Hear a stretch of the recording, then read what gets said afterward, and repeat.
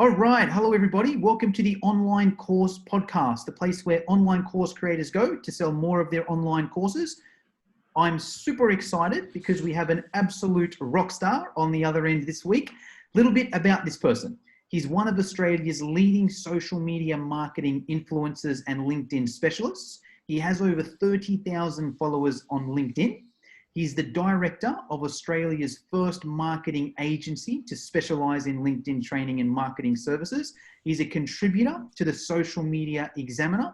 He hosts the popular LinkedIn video series, LinkedIn Heroes, which has over 500,000 views. And he's a finalist for the Social Media Marketing Awards in 2019 for the best use of LinkedIn. So without further ado, let me introduce the one and only Mr. Nathanial Bibby. Nat, how are you? Thank you. I'm just going to make a quick update to the introduction. I actually won the best use of LinkedIn last year. Oh, no, congratulations. Yeah, I just went straight off your social media. I was like, oh, finalist, that's pretty cool. So there we go. Congratulations on the award. Thank you. How are you? I'm awesome. Nat, I like to start all my podcasts off with a quote or mantra that inspires you or fires you up.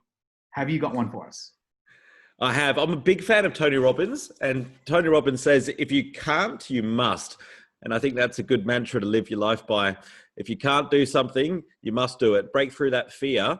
And I think that a big part of success, we're probably getting straight into like some content here, but like a big part of success is like just having a go, having a crack. I mean, you know, so it's the Aussie saying, I guess, but like failure is something that I think a lot of us have a really negative relationship with. And I think if you can change your relationship with failure and look at it as a good thing on the path to success, then you'll have you'll achieve a lot more in your life.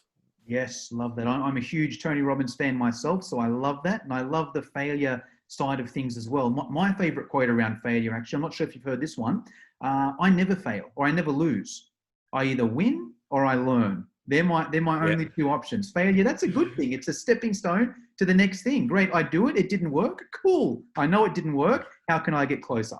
So I love that. Now, Nat, I've obviously been following you a while. I know what it is you do, but for anyone listening this or watching this, do you want to give us the quick rundown? You've won a lot of awards, we know that, but what is it you actually do? Do you just sit back and win awards, or do you run some businesses? Do you have some courses? What is it you actually do? So I run a LinkedIn marketing and training agency. We were the first ones to set up in Australia, been going 10 years now. And so that's what I do day to day. And then, you know, a lot of what we do in social media now is about content creation. So I seem to spend a lot of time doing that as well, building my personal brand. But mate, I've been in sales and marketing for, it's been 20 years now. So I'm a marketer. Did you start when you were 5? How does that work? 20 years sales and marketing. Very kind of you. Very kind of you. I think I started when I was 17 is when I got my first role in marketing. Awesome. All right, cool. Well, hey, Nat, this podcast is tailored for anyone that has an online course. Now, we know your specialty is LinkedIn. So let's just chat about that. Let me think of I guess the best place to start is let's maybe say why LinkedIn. Now, there's plenty of social media platforms out there, right? We've got Facebook, we've got Instagram, LinkedIn, Pinterest, YouTube, TikTok, millions of them out there. Let's not rubbish any of them, right? They've all got their advantages, their disadvantages.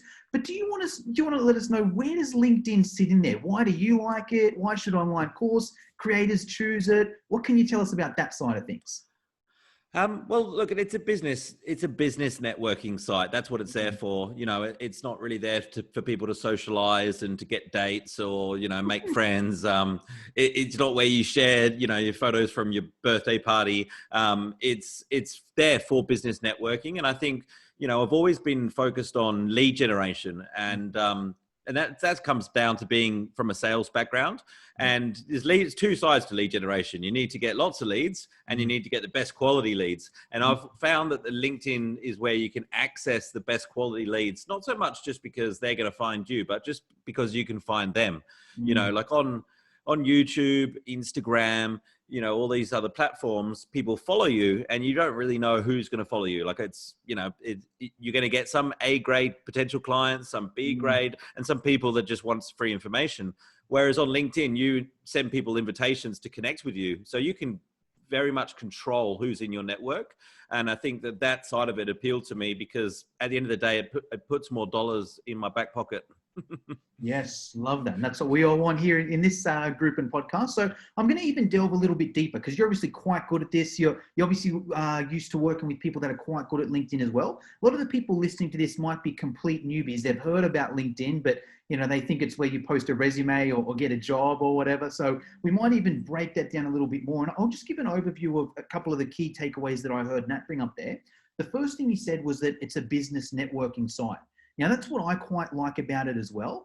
Now, I find a lot of people do use Facebook for business as well, but you need to be a little bit careful. There's going to be, you might use your personal Facebook profile for business, but that doesn't mean every single other person does, right? They might not want to add you on there because they don't want you to see, what high school they went to, what date they joined Facebook, how complicated their relationship is. That's that stuff there, right? Whereas LinkedIn, it's pretty much for that there. If someone sends you a request on LinkedIn, it's not because they want to be friends with you or they want to date with you.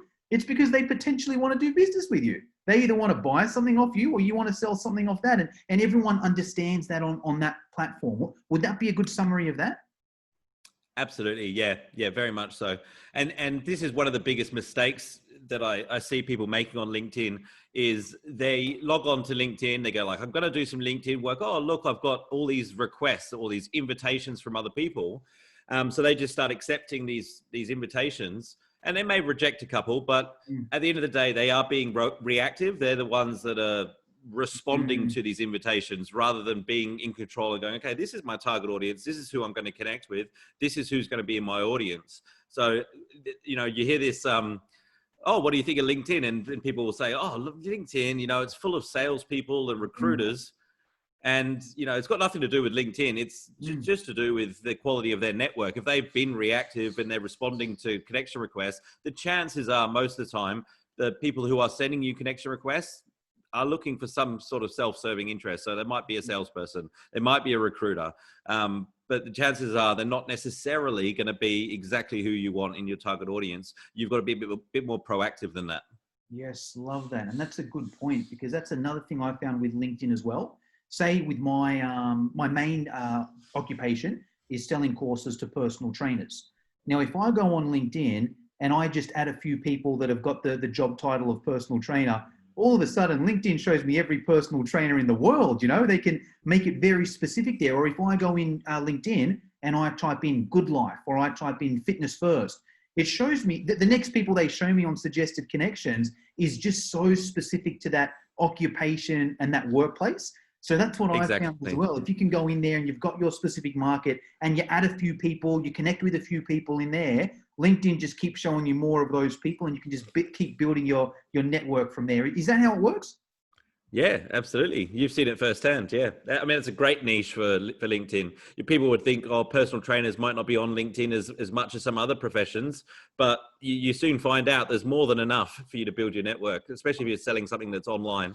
I did a search yesterday, right? Take a guess. How much personal trainers do you think, I just went in LinkedIn and typed in personal trainer in the search bar, take a guess how many came up? You tell me. I mean, it's going to be different for everybody, right? Because it's all depends on how many personal trainers you're already connected with and how many are in your second degree network. So, tell me how many there were. 1.5 million.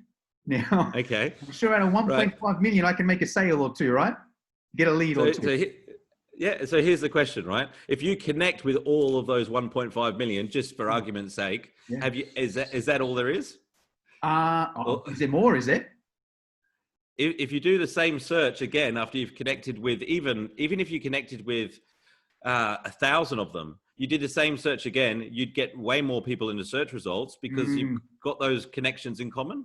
Oh, okay. So that only shows me my first 3 connections or whatever, is it? Correct. Yeah. Okay. Interesting. Well, there you go. If you're listening to this and you've got any specific niche like that, especially a job, actually, I'll ask, that could be a good question there. Obviously, for that situation where you can just target via the profession, it's potentially the best network out there. You can just type in that profession, it comes in.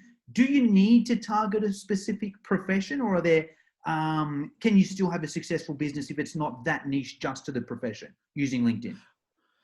Yeah, sure. Well, I mean, targeting personal trainers, I mean, it could be gym owners, but Mm, personal trainers it's in the gray area between business to business and business to consumer, yeah, isn't it? yeah, it You is. know, Yeah. but if you're Physical and targeting personal. a type of business like accounting firms or legal Mm, firms, there's always going to be not necessarily one, there might be multiple, but there's going to be those job titles within that organization that make the buying decisions. As it could be the mm, business owner, it could be the purchasing manager, so there's always different professions that purchase on behalf of businesses.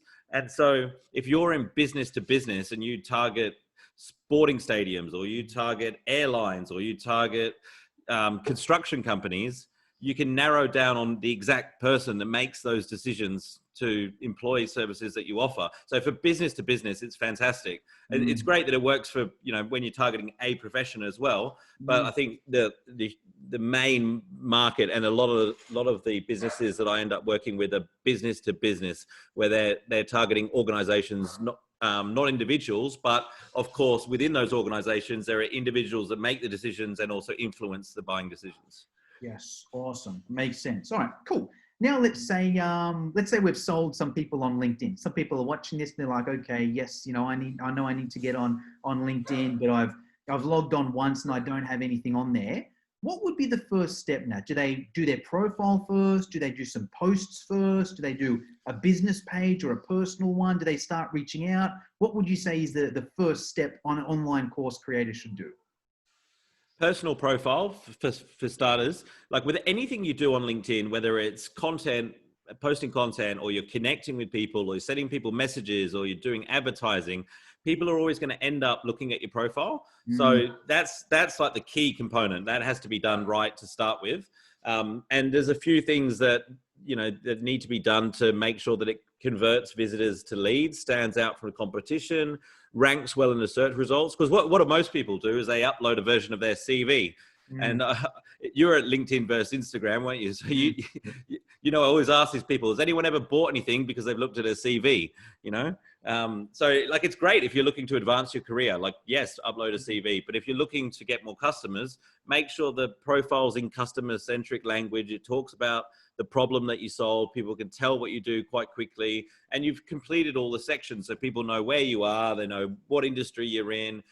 Your headline's got some keywords in it. Use a professional photograph. I mean, this is actually social media 101 stuff, but it's still the biggest mistake that I come across is people don't get a professional photograph. They don't complete their profile. They don't have the background banner. All these things help to give people an impression, when they deciding whether or not they want to accept a request or they want to, engage with you.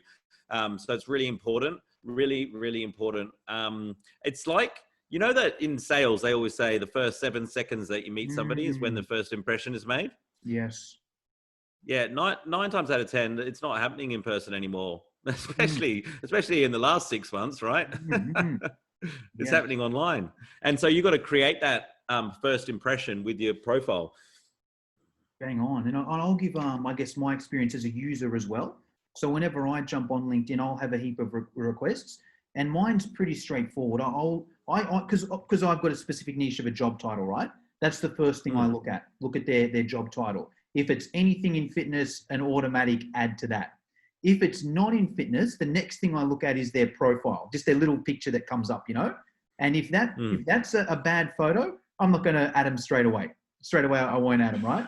But if that's a good photo and it looks, even if they're not in fitness, but it's a good photo and it's a good tagline, then I'll click and check out their thing. I'll check out their profile to see if I add them from there. And then I'll judge on that profile whether I want them in my network or not. So I think that's the way I look at it. Some are no-brainers. Just by the occupation, I'll add them straight away. But if it's not a no-brainer, then that little profile and the tagline gives you a second chance for me to look at your profile, and then your profile gives me a chance to add you or not. So I think you broke that down really well. So, all right, yeah. cool. Let's move on from there. Let's say someone's like, great, I'm going to go on tonight, going to upload a professional photo, have my little tagline in there, make sure I filled everything out, the language is good. Now, do I just sit back and wait for people to connect with me, or do I have to be a bit more proactive? What's the next step from there? The next step is definitely building your network. There's a quick way to start that off, and you can do this a number of ways, but you can actually sync up your email contact list with LinkedIn. So if you haven't done that yet, I encourage you to do that. That's a quick way to add a whole bunch of connections that you know at once. And I understand that they're not all going to be people that you want to do business with, but they will know, they will be connected to people that you might want to do business with. So it's a great foundation. So I'll start with that, and then start getting the search results, and don't just use the search bar at the top where you put in keywords. Filter it down so you can select the industry, you can select the job title, you can select the location, and all of a sudden you'll have a very targeted list of connections. Now, if you're just starting out, you may only get 100 or 200 people in your target audience, but don't let that worry you. As you know, we were using that example before with some bigger numbers. Once you connect with those 150 people, or send them a connection request, let's say 50% of them accept. You've got 70 new connections in your target audience. You do the same search again, and all of a sudden you've got 1,500 people in the search results, because you've got more of a foundation to work from. So there's more people in your second degree network.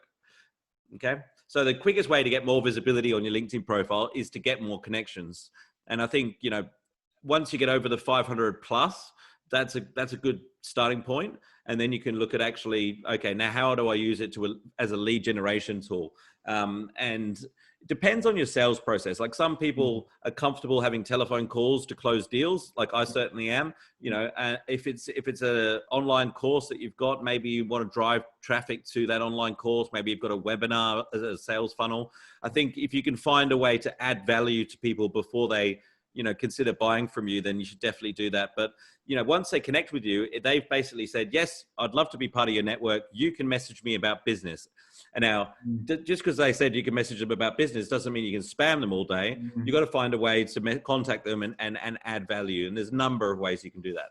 Yes. All right. Let's even go back a step. So awesome value there. Let's simplify it for the people that are starting off.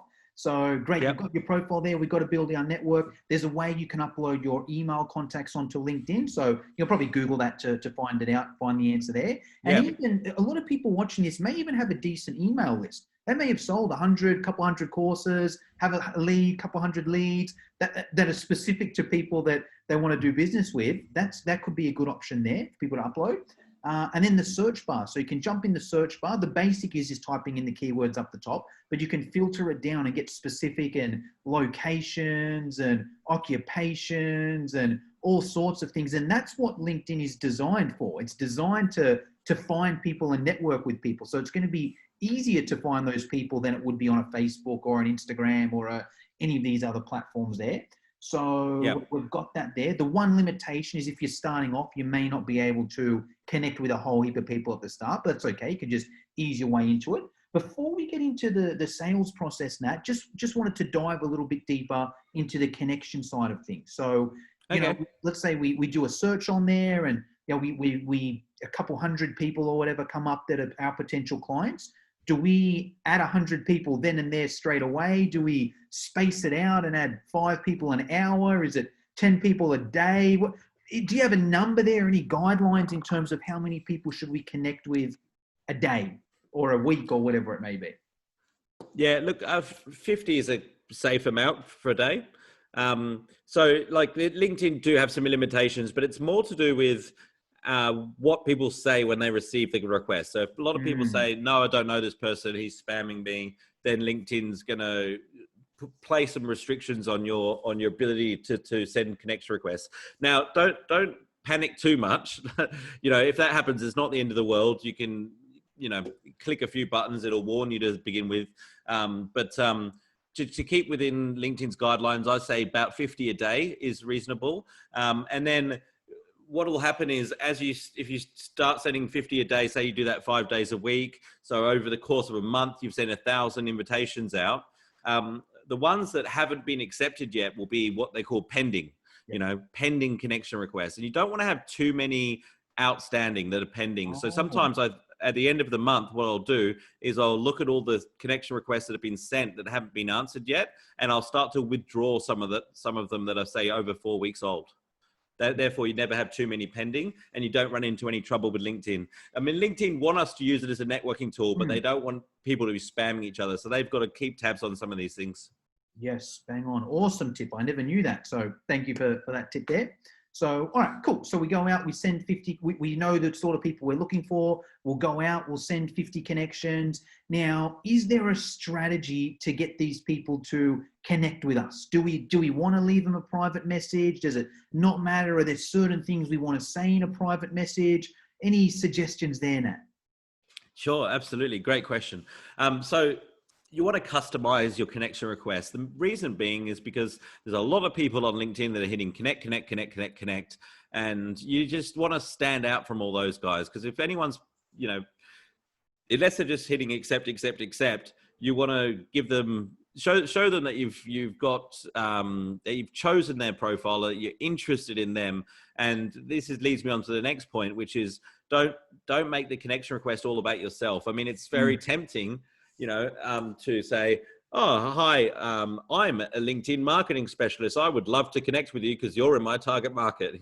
Maybe I'm exaggerating a bit, but this is what people generally would write when they customize things, instead of saying, hi, Jono, I've had a look at your LinkedIn profile. I'm interested in finding out more about what you do, see if there's an opportunity to work together or not.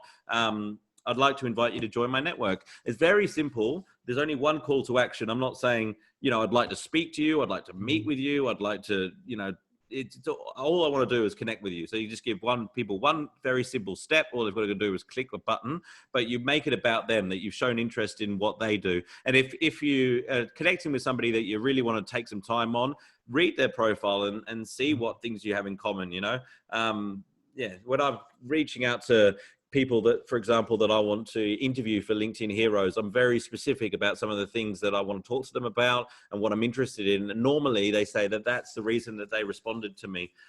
So just try and make it about the other person, because one thing you can always count on is that people love talking about themselves. So if you can make the conversation about them to start with and not about you, you'll have a much higher conversion rate.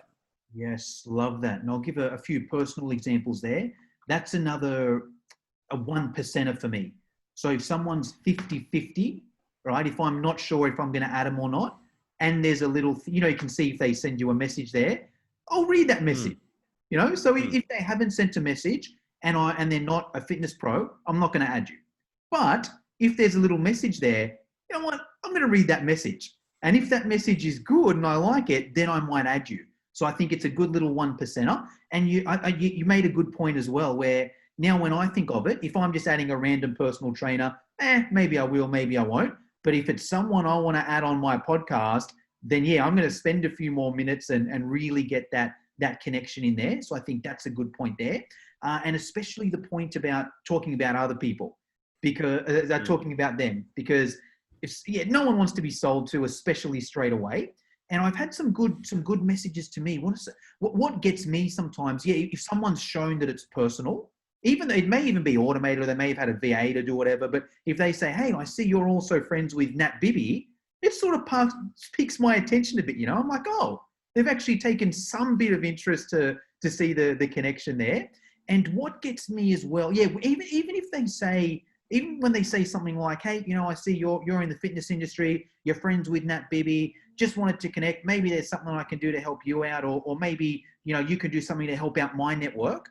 Then that sort of gets me there. I'm like, okay, bit of both ways. And when they use the word network, when they're like, if you can do something to help out my network, that piques my attention as well. I'm like, oh, maybe they're going to let me, promote to them. So I think that message is important there. And actually, another quick point here, is this something that you could give to maybe a VA and say, hey, here's the sort of people that, I want to connect with. Here's, messages, go and find some mutual friends and find some mutual things. Is that something you could outsource to a VA, or is it? Yeah, absolutely. Absolutely, you can. I mean, this is what my company does for businesses, but I have seen it go wrong a lot of times as well. So I think it's really important that you know exactly what you're doing and what you're delegating, so you can set the parameters. You know what mistakes could go wrong. So I think it's a great idea just to do it yourself to begin with. And then, when you are delegating to a VA, you want to make sure that the target audience is very, very specific. So you're not getting irrelevant people in there. You're not sending messages to people that you already know. You want to have some checks in place. Like, for example, when we run campaigns for clients, we will send them the list of people we're thinking of sending a message to before the message goes out, so they can review it. And every now and then it's like, oh no, that guy's a competitor, or no, we've already doing business with this person. And so if you start sending messages out without sort of vetting them first, you can run into a couple of embarrassing situations. And these things happen. It's not the end of the world, but if it can be avoided, and it can, just with systems. But I think that people are too quick to jump into delegation and automation before they've actually ran a campaign successfully themselves. And so they can't really anticipate a lot of the problems that might show up. Yes, some very good points there. I think a few good points there. I think like anything in business, you want to have that system down in front first, right? You can't just say and then even if it wasn't LinkedIn, I see a lot of this on Facebook and Instagram. Hey, I'm going to pay a VA to do my Instagram. What does that mean? They're going to do your Instagram? Like, what do you want them to do? What's the goal? Like, do you have parameters? Are they making the posts? Are they replying to the DMs? What are they replying to the DMs? Like, we've got to have that system in place. And also something like that, like a VA. I think some people think VAs are super people, Yeah, I'll just hire a VA and they'll be my business coach and everything there. It's like, hey, get the system in place first, and then your VA is only as good as your system, really. And if exactly you make mistakes, hey, go back and have a look at your system. Where did you make the mistake? What did you not tell them? Where did you do it wrong? So I think that's exactly. Yeah. And then if you've got to have, performance indicators, like how do we know if it's working? And if it's not working, it's not the VA's fault, it's the system's fault. So you got to change something in the system, and you got to be measuring enough stuff so you know where in the system needs changing. Is it the number of people that are responding to my connection request? Maybe I need to change that script. Or is it the message that I'm sending to people to follow up? Or is it my profile?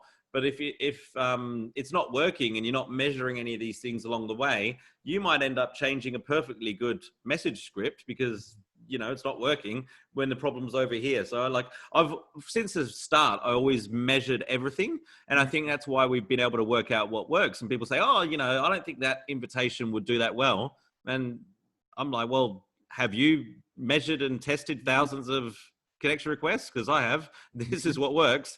So I don't really care if you think it's a good one or not. You might be part of the 50% of people that don't accept my connection request. Yeah, that's fine. I'm actually not interested in them. I'm interested in the 50% that do. Yes, awesome, good point. All right, cool. So let's move on from there. Now we know how to connect with people. We've found them. We've increased our chances of them connecting with us back. Now let's spend a minute or two just about that first message. So, and this could go a few different ways. So that person's connected. Do we then, I guess, send them another message, even if we've already sent them that initial message there, they've connected, but they haven't messaged us? We should send them a message, right? Yeah, look, if you're looking to generate leads on LinkedIn, I think the first step is you connect with them, because once you connect with them, it's like implied consent that you can message them. I'm not a big believer in email, the paying to message people. It shows up as a different sort of format, and it comes across very salesy. I think it's been a relationship building tool. You send a connection request, and then when somebody accepts, if they're in your target audience, you say, hey, thanks for connecting. By the way, I've had a look at your profile and I can see some similarities with yourself and the clients that I generally work with. I'd love to have a telephone conversation, offline, so I can find out more about your business or your objectives or your frustrations, so that I can work out whether or not there's a good fit for us to do business together or not. So you don't want to start selling to people until you know that they have either the problem you solve or a need for what you offer. Too often I'll connect with somebody and the next message I get is, hey, Nathaniel, your website's not ranking well for this keyword. We've won all these awards for search engine optimization. You should really talk to us because we can get you this result. Here are some of our clients' testimonials. They got no idea if I want to rank higher on Google. I might not want more customers. I might not care. So I think, that when you start assuming that somebody has the need for your product, you're focusing on yourself and not the customer. So just to get my head around that, is that you have a bit of a conversation? It's not just one long message. It's a few messages. One short message. Short message. Yeah. Thank you for connecting. I've had a look at your profile. Interested in finding out more about your business objectives. Are you free for a telephone call, perhaps, later this week? That's it. Okay, cool. Yeah. And let's spend a minute on there for the online course side of things. If someone has maybe a different funnel and they usually get someone in their system via, say, you know, a lead magnet or a webinar or something like that, that's cool as well. You know, hey Nat, just letting you know, I'm a Instagram guru. Hey, I've actually got, if you are looking to improve your Instagram, I've got this webinar. Click here to check it out. Would something like that work? Yeah, look, I mean, it adds value, right? So like if you say, look, if you'd like to find out more information about how to improve your Instagram, I'm running this free webinar. Thought you might be interested. Here's the link if you want to join us. That adds free value. If they're interested, they'll click on it. If they're not, they won't. Yeah, I think that's great. It's free training. It's free online training. You know, you could even make it not free and give them a promo code so they feel like they're getting something for nothing. That strategy works exceptionally well as well. Yeah, I mean, you're either adding value or you're showing interest in them. And I think that you can definitely promote a lead magnet. Like a lead magnet is a fantastic way. I mean, it's like, here's a free ebook that you can download if, you know, and if the headline's appealing and your profile looks good, it'll capture their interest if you've got targeting right. But you know, it doesn't, if you haven't got the headline right and the targeting's not right, then it won't work, you know? So it's just, you got to make sure that you get all those components correct, because online sales, as you would know more than anyone, is you got to have every step of the funnel correct, you know, because if one of it's broken, then it's like only as good as the weakest link, I guess. That's it. And you hit a nail on the head there as well, just even with lead magnets, right? Like the perfect lead magnet, in my opinion, it should be something that's the exact next step for that client, where whatever the problem is that you solve, they've got that problem. And if there was one thing that could solve if you could wait maybe one and change one thing for them right now, that's what your lead magnet should be. It should be an absolute no-brainer. And if your lead magnet isn't an absolute no-brainer for this person, it's the wrong lead magnet. So that's the lead magnet side of things. And if you know that lead magnet's good, you've tested it on Facebook or Instagram or Facebook ads, whatever it may be, and now you try it on LinkedIn and it doesn't work, well, you probably haven't hit your right person then. Because if they were your right person, it's the perfect lead magnet for them. Yeah, that's right. Yeah. Yep. Awesome. All right. So let's move on from there. You know, we do some connecting and some messaging, that sort of thing. Do we post as well, or is it just a DM thing? What's your take on posting that? Look, I think the posting is the next step. I do think that LinkedIn can be making a lot of money for you without posting, but it's like it takes you from the lead generator to the rock star. It'll drive your conversion rates through the roof once you start posting content that people find engaging. It is a long-term strategy. It's about building a brand. It's about delivering value. So, you know, you can't measure the same sort of things that you message when you're direct messaging people. It's not about how many leads you get in your inbox with each post. It's how much value you're adding. Because posting content is about building a better relationship with the audience that you already, you know, have. And yes, it's some of it's to do with growing an audience, but growing an audience is nowhere near as important as looking after the audience you already have. Bang on. And it may be as simple as, you know, I connected with someone, they DM'd me 6 months ago. I didn't click on their lead magnet, I didn't book a call, but now I've seen a few of their posts and I actually like this person. I might go back and message them and that sort of thing. Exactly. One more question about content, and then we'll just ask some questions to finish up. Should your content be different on LinkedIn? Can I, you know, if I'm posting selfies on Instagram, can I just post those same things on LinkedIn, or does it have to be more? Or if I'm posting, you know, photos of me at the beach on Facebook, does that stuff work on LinkedIn, or is it specifically business or more business based than some of the other platforms? Oh, look, yeah, you have got to think about the context of why people are there. You know, most of the time people are there to network in a business context. And so you've got to provide some value in a business context. So some of the stuff that I post on LinkedIn would not work on Instagram, because that's not why people are there. Maybe I could reword it or use a different image. That would help. But they love that on Instagram. I'm joking. So look, I think that you'll soon find out. I think a lot of people have a fear of posting something that gets crickets, no likes, no comments. But you got to remember, if a post doesn't do well, no one's seeing it anyway. I mean, not many people anyway. Like, Just throw the spaghetti at the wall. You'll soon find what sticks, and then you can run with that. Yes, awesome. Good point. All right. Well, hey, Nat, there's a few questions I always like to finish up with. I'm getting super dark here in New South Wales. You know, I figure I better finish up before you can't even see me. I think that lady behind you making a coffee looks a bit. She looks a bit tired. So, question around mentors, Nat. You're obviously a mentor to plenty of marketers, salespeople, people that want to get better on their LinkedIn. Were there any mentors that inspired you along the way, whether it's just people you followed on social media or someone you hired or someone you're following now? You know, anyone you want to give a shout out or people that want to get in the same position that you're at, people that they should follow, apart from you? We'll obviously put your links everywhere as well, but apart from yourself. Yeah. Look, when it comes to social media, the guy to follow is Gary Vaynerchuk. He's got his finger on the pulse. And I think that if you watch a few of his keynotes on YouTube, you'll learn a huge amount. And he just keeps repeating the same old stuff. I've learned a lot about social media from him. Other people I follow are Tony Robbins, as I mentioned before. Dr. John DeMartini is a big one.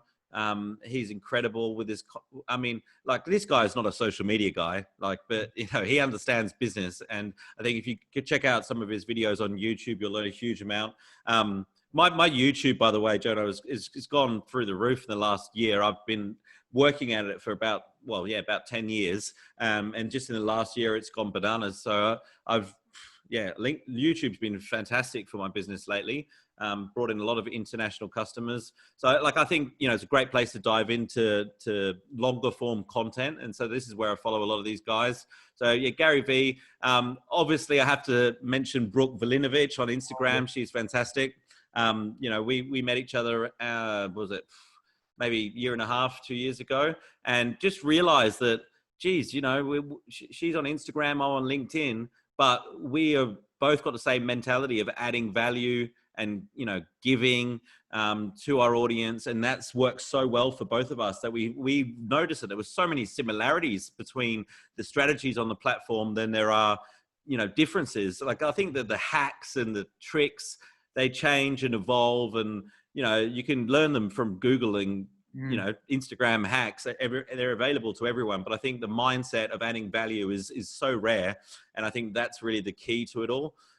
So yeah, those are the main ones. Like Grant Cardone, I love Grant Cardone.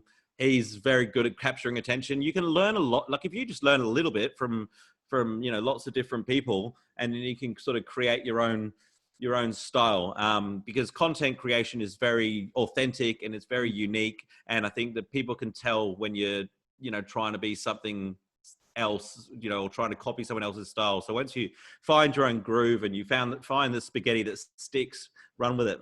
Yes, love it. Even in terms of platforms, right? I think you hit the nail on the head where the strategy is pretty much very similar on almost exactly the same on different platforms. It's like, which one works for you? Okay, great. Brooke, who's my guest tomorrow, by the way, on the podcast, is like, oh, awesome. Yeah, this is, you know, here's my strategy. Instagram's the best way for me to implement my strategy because that's what I like doing, stories and photos and that sort of thing. All right, cool. Nat, LinkedIn's more my strategy. I like DMs and or you know, connections and getting on the phone with people or Zoom with people. So this is my best one here. So I love that.